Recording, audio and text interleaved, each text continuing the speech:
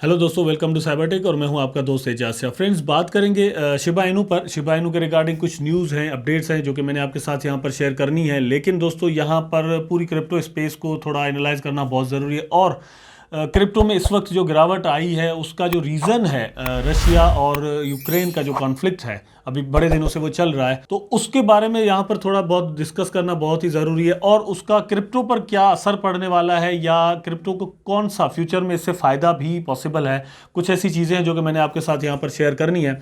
मतलब कुछ positive science भी हैं क्रिप्टो करेंसी को लेकर, तो वो भी मैंने आपके साथ यहाँ पर शेयर करने हैं। इसलिए वीडियो थोड़ा लंबा हो सकता है, 2-4 मिनट का, लेकिन यह है कि आपको इन्फॉर्मेशन यहाँ से अच्छी मिलने वाली है। मैं शौक से वीडियो लंबा नहीं कर रहा, लेकिन यह कि आपको इन्फॉर्मेशन देनी है, इसलिए आई डोंट केयर कि वीडियो कितना लंबा हो जाता है। मेरा काम है कि आपको मैं इन्फॉर्मेशन पूरी दूं, क्योंकि आपके यहाँ पर पैसे लगे हुए होते हैं, जाहिर सी बात है। और किन किन चीज़ों का, किन फैक्टर्स का यहाँ पर असर पड़ता है, उनके बारे में दोस्तों आपको जानना बहुत ही ज़रूरी है। आई होप कि आप मेरी बात को ज़रूर जो है वो सीरियस लेंगे और वीडियो को कंटिन्यू करेंगे देखना।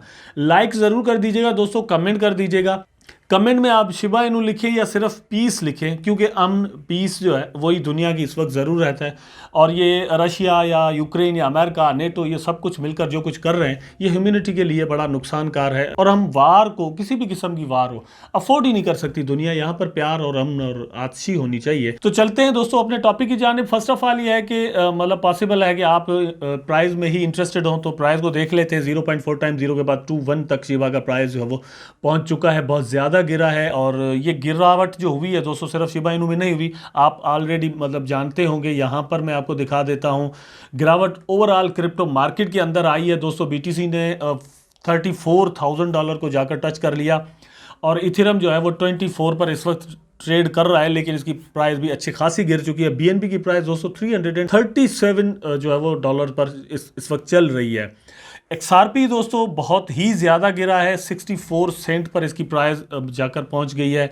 कार्डानो की प्राइस दोस्तों 77 सेंट तक जाकर पहुंच गई है। मतलब ये कि एक पूरा तहलका मचा हुआ है क्रिप्टो स्पेस के अंदर। लेकिन ये तहलका पूरी सिर्फ क्रिप्टो में नहीं है, ओवरऑल फाइनेंस में है, क्योंकि फियर यहाँ से पैदा हो जाता है। और फियर में मतलब यह है कि वो जो रशिया ने बम गिराया है वो कोई बिटकॉइन के ऊपर तो गिराया नहीं है, लेकिन फियर होता है हमारे माइंड्स में, जो कि हमें तैयार करता है कि हमारे पास जो एसेट्स पड़े हुए हमें बेच देने चाहिए, इनकी प्राइसेस गिर जाएंगी, और हमें जो है वो फिएट में पैसे अपने पास रखने चाहिए। आने वाला वक्त बुरा हो सकता है, ख़राब हो सकता है, इस तरह की बातें होती है। वेल, अब मैं एक्चुअली दोस्तों शिबा की कुछ न्यूज़ आपके साथ शेयर कर देता हूं, मैं भी आप ज़्यादा उसमें इंटरेस्टेड हो। उसके बाद फिर हम रशिया यूक्रेन पर चलेंगे, उसके बाद फिर जो है वो हम वापस आएंगे क्रिप्टो पर। फर्स्ट ऑफ ऑल तो दोस्तों, meeting with vivid EN for Shiv, ये एक ऐसा प्लेटफॉर्म है जहां पर लेंडिंग आप कर सकते हैं, डिफरेंट क्रिप्टो करेंसी रखकर अपने पैसे जो है वो पैसिव इनकम कमा सकते हैं। तो इनके साथ मिल्क शेक की मीटिंग हुई है, और वहां पर मतलब डील जो है वो डन हो चुकी है। वहां पर वैलेट बनाया जाएगा, आप वहां पर शिब रख सकेंगे और आप पैसिव अर्निंग कर सकेंगे। ये भी एक बहुत बड़ी न्यूज़ है शिबा इनू की, जितनी भी शिब आर्मी है उनके लिए, क्योंकि हम यहाँ से दोस्तों जितने डिफरेंट वेज जो है वो बनते जाएंगे कि आप एक नहीं तो दूसरे तरीके से जो है वो शिबा अगर होल्ड करते हैं तो कमाएं, तो उतना ही ज़्यादा जो है वो शिबा आर्मी में दोस्तों कॉन्फिडेंस आएगा, क्योंकि सिर्फ शिबा की प्राइस से ही नहीं, लेकिन डिफरेंट तरीकों से कमाया जा सकता है। आफ्टर दैट दोस्तों, मिल्क शेक का ही ये इन्फॉर्मेशन है, आप यहाँ पर देख सकते हैं information regarding upcoming lends and metaverse. तो मेटावर्स के रिगार्डिंग दोस्तों बहुत ही ज़्यादा कल ये मिल्क शेक जो है वो एक्टिव रही, और बहुत सारी न्यूज़ आई। पूरी शिबा की टीम जो है वो ट्विटर पर बड़ा एक्टिव रही। मुझे यहां से एक चीज क्लियर हो गई है कि सातोशी कुसामा ने कल जो कहा था कि एक बहुत ही बड़ी अनाउंसमेंट होने वाली है, जो कि हमेशा याद रखी जाएगी। मुझे ऐसा लगता है कि ये मेटावर्स और लैंड से रिलेटेड ही न्यूज होगी जो आने वाले दिनों में हमें मिल सकती है, क्योंकि उसी के रिगार्डिंग दोस्तों बहुत ज़्यादा कल एक्टिव रही हैं और न्यूज़ हमारे सामने आई है। Each group of lends will have different attributes assigned while also showcasing resources. तो लैंड के मतलब डिफरेंट रिसोर्सेज होंगे, उनके एट्रीब्यूट्स जो है वो डिफरेंट होंगे। वहाँ पर ये नहीं है कि हर लैंड जो है वो एक ही प्राइस का होगा, उसकी एक ही हैसियत होगी, ऐसा नहीं होगा। जैसे हमारे यहाँ दोस्तों फिजिकल वर्ल्ड में भी होता है, डिफरेंट जो आपकी लोकेशंस होती है उनकी डिफरेंट प्राइजेस होती हैं, और वो प्राइजेस जो है वो डिफरेंट रीजंस के लिए बढ़ती हैं। यहां पर आप देख लें, will vary based on the map position, the closer lands are the doggy park, they will become more expensive. तो यहां पर डॉग पार्क जो है एक उसका नाम होगा, एक लोकेशन होगी। वो लोकेशन कहाँ कहाँ पर है वो आने वाले दिनों में जब ये चीज़ हमारे सामने आ जाएगी तभी सही पता चल पाएगा। लेकिन वो एक्सपेंसिव होगी। अब आई डोंट नो इस वक्त मतलब कि वो क्यों एक्सपेंसिव होगी, वहाँ पर क्या कुछ ऐसा हो सकता है जिसकी वजह से वो एक्सपेंसिव होगी, लेकिन आने वाले दिनों में हमें ये सारी चीज़ें जो है वो पता चल सकती हैं। यहाँ पर दोस्तों एक क्वेश्चन हुआ था कि यहाँ पर जो पैसे आएंगे, मतलब आप लैंड जब सेल करेंगे तो उसमें से जो पैसे आपके पास आएंगे उसका आप क्या करेंगे।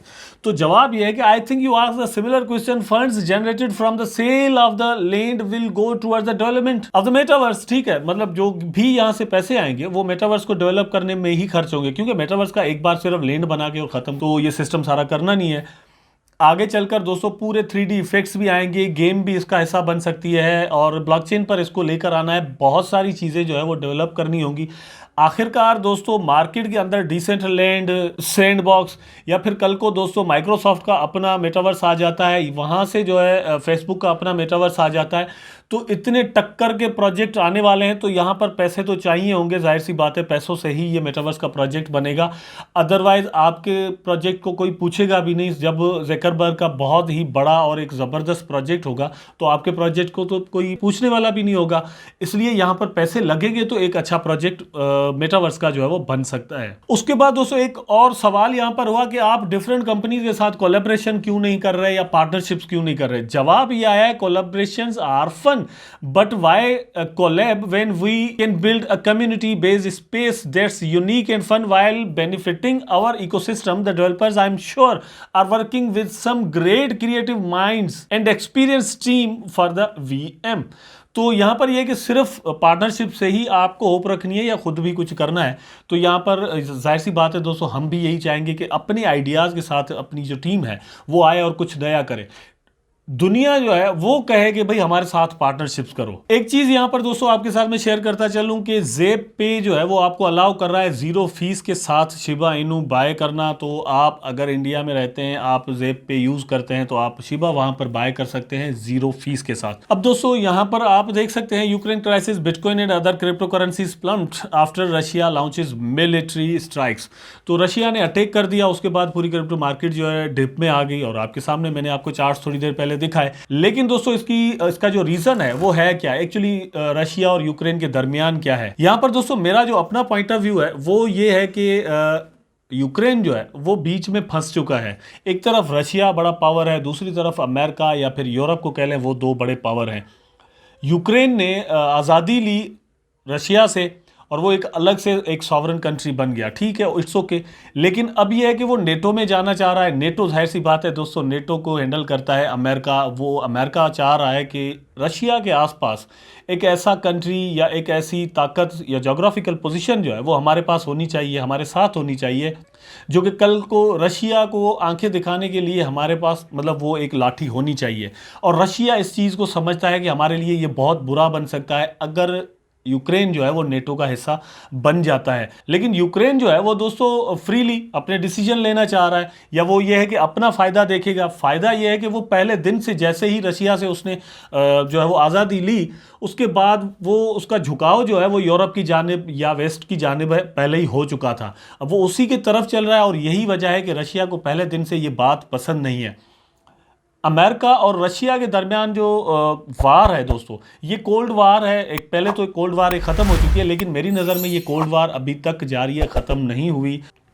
इससे पहले दोस्तों जैसे ही 1917 का रेवोल्यूशन जो है वो आया था रूस के अंदर, उसके बाद क्योंकि वो एक कम्युनिस्ट रेवोल्यूशन था, वो एक सोशलिस्ट रेवोल्यूशन था, वो अमेरिका को पसंद किसी तौर नहीं था। और उसका दोस्तों रिजल्ट ये निकला कि अमेरिका ने कुछ भी करके वो जो रेवोल्यूशन था रशिया के अंदर वो मतलब खत्म कर दिया किसी भी तरीके से, ठीक है। और आफ्टर ऑल 1990s में ये रेवोल्यूशन खत्म हुआ और रशिया जो है वो टूट गया। बहुत सारी स्टेट्स जो है वो रशिया से अलग हो गई और उन्होंने मतलब आज़ादी उनको दे दी कि भाई चलो ठीक है, हम आपका पेट नहीं पाल सकते तो आप अलग हो जाओ, कोई इशू नहीं है।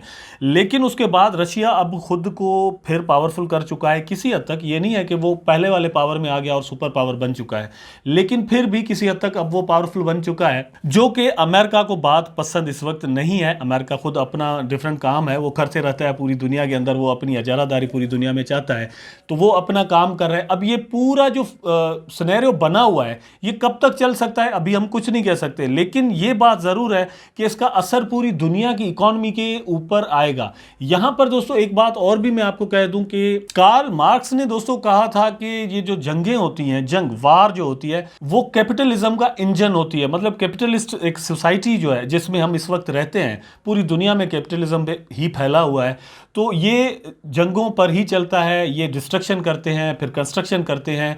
कंस्ट्रक्शन इसलिए करना ज़रूरी होती है क्योंकि इन्होंने अपना माल बेचना होता है, माल बेचेंगे तो सिस्टम चलेगा। और डिस्ट्रक्शन इसलिए करना ज़रूरी होती है क्योंकि फिर नई कंस्ट्रक्शन करना होती है। एक ही कंस्ट्रक्शन जो है वो हमेशा के लिए चलती रही तो फिर ये नया जो माल बना हुआ होता है इनके पास वो जाएगा कहाँ। और इसी तरीके से दोस्तों पूरी दुनिया के अंदर फियर फैलाकर ये अपने हथियार भी बेचना चाहते हैं। ये डिफरेंट चीज़ें, मैं इन पर जो है वो फिर कभी बात करेंगे, लेकिन यह है कि इस वक्त जो अच्छी चीज मतलब यहां पर होने वाली है या हो सकती है, वो अच्छी भी है और वो बुरी भी है, मतलब उसके दोनों रुख है। वो ये है कि Russia could use cryptocurrency to blunt the force of the US sanctions. ये आपके सामने है। मतलब ये कि वहां पर उस पर जो पाबंदी लगने जा रही है रशिया पर, यूरोप लगाएगा या फिर अमेरिका लगाएगा, ऑलरेडी है उनके ऊपर कुछ, तो उनको वो कम करने के लिए या उनके असरात कम करने के लिए क्रिप्टो करेंसी को यूज कर सकता है। एक तरह से दोस्तों एक कंट्री जो है वो अगर सहारा लेता है क्रिप्टो करेंसी का तो क्रिप्टो करेंसी को फायदा ही होगा। कल को वो लीगल करार दी जा सकती है ये, या फिर ये है कि उसका पावर जो है वो उसको एक्सेप्ट किया जा सकता है। लेकिन दूसरी तरफ से दोस्तों डर ये है कि अमेरिका जैसा कंट्री या फिर ये यूरोप के जो कंट्रीज हैं वो एक और दूसरी आंख से देखना शुरू कर सकते हैं क्रिप्टो करेंसी को और कह सकते हैं कि यार ये तो एक बहुत ही बड़ा थ्रेट है हमारे लिए। क्योंकि एक कंट्री पर जब हम लगाते हैं पाबंदियां तो वो इसका सहारा लेना शुरू कर देते हैं। और यहां पर ये एक आर्टिकल जो है दोस्तों इसमें कुछ चीजें लिखी हुई हैं। वो ये है कि जैसे बैंक्स में होता है तो बैंक्स में हमारा केवाईसी होता है, लेकिन यहां पर कोई केवाईसी नहीं होती। हाल तो के दोस्तों बाइनेंस वगैरह या कुछ ऐसे एक्सचेंजेस हैं जहां पर हमारी केवाईसी होती है, हमारा पूरा डेटा होता है, लेकिन डिसेंट्रलाइज फाइनेंस जितना भी है वहां पर हमारी कोई केवाईसी नहीं होती, हम ट्रांजैक्शन खुले से कर सकते हैं। तो रशिया भी ऐसा कुछ कर सकता है। दूसरी बात यह है कि रशिया अपना स्टेबल कॉइन मतलब अपना रूबल का जो है वो निकालना चाहता है या निकाल लेता है, अगर मतलब लॉन्च कर देता है तो वो आएगा और वो उसके सहारे काम करना शुरू कर देगा। और जो जो कंट्रीज रशिया के साथ काम करना चाहते हैं तो वो आराम से कर सकेंगे, ठीक है। उसके लिए अमेरिकन जो सैंक्शंस हैं वो मतलब उसको कुछ भी नहीं कर पाएंगे। डायरेक्टली काम हो पाएगा, ब्लॉकचेन के जरिए होगा। वो ब्लॉकचेन जो है वो खुद रशिया की अपनी हो सकती है, उसकी सेंट्रल बैंक की, तो उसका डेटा जो है वो खुद अमेरिका के पास जा ही नहीं सकता। इस तरह से खुद को जो है वो स्टेबल कर सकता है रशिया। और यही कुछ दोस्तों ईरान और कोरिया ने भी मतलब किया है। कुछ ऐसे एविडेंस आए हैं कि उन्होंने भी सहारा लिया है क्रिप्टो करेंसीज का। अब यहां से अच्छी बात यह भी है कि एक तरह से क्रिप्टो करेंसी को फायदा हो रहा है कि चलो भाई एडॉप्शन हो रही है। दूसरा ये कि उसके पावर को दुनिया समझने लग गई है। दूसरा एक और भी फायदा है, वो ये कि ये अमेरिका जैसा मुल्क जो कि सुपर पावर बना हुआ है और पूरी दुनिया पर हुक्मरानी कर रहा होता है, अपने ऑर्डर चला रहा होता है, ये कर दो वो कर दो, ये नहीं करना वो नहीं करना, तो उसको भी पता चलेगा कि भाई ठीक है यार एक और अल्टरनेट आ चुका है। अब ये सबसे बड़ी बात जो दोस्तों एक्चुअली है वो ये है कि दुनिया में डॉलर की जो वैल्यू है या डॉलर ही जो है ना वो एक करेंसी के तौर पर, इंटरनेशनल करेंसी के तौर पर तस्लीम किया जाता है। तो ये जो वैल्यू है डॉलर के पास ये ख़त्म हो जाएगी अगर क्रिप्टो को इस तरह से यूज़ किया जाता है। तो यहाँ पर दो चीज़ें मैं आपके सामने क्लियर करना चाह रहा था, वो मतलब मैंने कर दी है। एक ये है कि क्रिप्टो को पावर यहाँ पर मिलने वाला है, रशिया देगा और मतलब कल को यूक्रेन भी दे सकता है और इसको फॉलो कल को कोई और कंट्री जो है वो भी कर सकता है। लेकिन दोस्तों अमेरिका जैसा कंट्री वो देखेगा कि यार ये जो बिटकॉइन है ये हमारे तो सर का दर्द बन चुकी है, तो वो इसको बैन करने के लिए या दोस्तों इसका पावर कम करने के लिए कुछ भी कर सकता है। कोई नई टेक्नोलॉजी भी मतलब मार्केट में आ सकती है, कुछ भी कर सकते हैं, टैक्स बढ़ा सकते हैं। ये सारी चीज़ें यहाँ पर पॉसिबल होती हुई नज़र आ रही है। अब यहाँ पर एक चीज़ है कि हम जितने भी मतलब ट्रेडर हैं, हमारे पास मतलब जो भी कॉइन्स पड़े हुए क्रिप्टो में हमारे पोर्टफोलियो में, उनकी प्राइसेस गिर चुकी हैं। इस कंडीशन में हमें क्या करना चाहिए, सबसे बड़ा सवाल ये पैदा हो जाता है। मेरा अपना ख्याल दोस्तों ये है कि इस वक्त हमने कोई ट्रेड नहीं लेनी। मतलब आपके पास यूएस डॉलर पड़े हुए आपके अकाउंट्स में, आपने कोई कॉइन इस वक्त इस कंडीशन में बाय नहीं करना, क्योंकि अभी मे बी 1 2 3 4 दिन के बाद कोई बड़ा हमला अगर दोस्तों रशिया कर देता है तो प्राइसेस जो है वो आपको और भी गिरती हुई नजर आ जाए, ठीक है।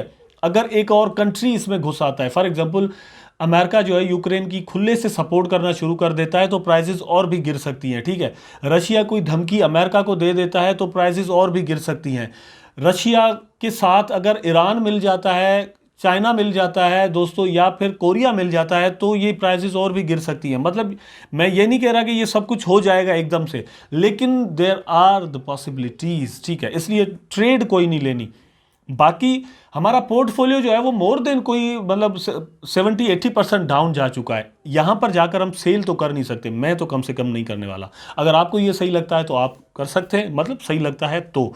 बाकी ये है कि डॉलर कास्ट आप कर सकते हैं। और दोस्तों एक बात बता दूं कि वेट करें, अगर ये बादल जितने भी जुल्म और सितम के बादल जो आए हैं हमारे सामने या हमारे ऊपर, ये छट जाएं, उसके बाद हम सही से ट्रेड करना शुरू करेंगे। मेरी नज़र में एक और मौका जो है वो आ गया है हमारे सामने कि भाई हम थोड़े पैसों में ज़्यादा प्रॉफिट बना सकें। फॉर एग्जांपल जब शिबा की प्राइस 50 पर थी या 88 पर थी तो बहुत सारे लोग जो है वो उस वक्त परेशान होंगे कि यार अब तो बहुत इसकी प्राइस बढ़ चुकी है, हमें इसमें कैसे एंट्री लें। तो अब ऐसा ऐसा उनके पास एक और मौका आ रहा है। मे भी इसकी प्राइस जो है वो इस वक्त 21 पर है, ये मुझे लगता है कि 17 पर या 15 पर भी जा सकती है, ठीक है। वहाँ पर आप इसमें एंट्री ले सकते हैं। बिटकॉइन दोस्तों अगर $30,000 तक आ जाता है या $20,000 तक इसकी प्राइस आ जाती है तो भी आप इसमें एंट्री ले सकते हैं, ठीक है। और इसी तरह अगर बिटकॉइन की प्राइस दोस्तों $20,000 तक आ जाती है तो इथेरियम की मे भी $1,000 तक आ जाए और बीएनबी हमारा जो है दोस्तों मे भी आपको $100 या $50 में मिले।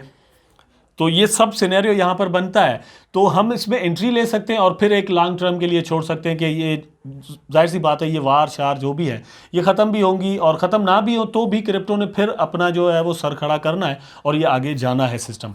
आई होप सो कि दोस्तों वीडियो आपको ज़रूर अच्छा लगा होगा। अगर अच्छा लगा है तो लाइक करें, कमेंट करें, शेयर करें, चैनल को सब्सक्राइब करके बेल आइकन ज़रूर दबा दें ताकि मैं और आप आपस में जुड़े रहें। टेक केयर, अल्लाह हाफिज़।